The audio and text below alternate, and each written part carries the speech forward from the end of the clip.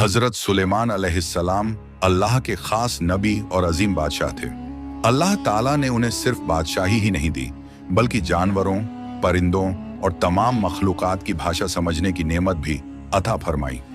एक दिन हजरत सुलेमान अलैहिस्सलाम अपनी फौज के साथ रेगिस्तान में सफर कर रहे थे। इसी दौरान उन्होंने एक छोटी सी चींटी को देखा जो अपनी कौम के लिए रास्ता बना रही थी। अचानक चींटी ने अपनी साथियों को पुकार कर कहा, ऐ चींटियों, अपने घरों में चली जाओ, वरना हजरत सुलेमान और उनकी फौज तुम्हें कुचल देगी। जब हजरत सुलेमान अलैहिस्सलाम ने चींटी की यह बात सुनी तो वे मुस्कुरा उठे और अल्लाह का शुक्र अदा किया कि उन्हें इतनी बड़ी हिकमत और इल्म अता किया गया है।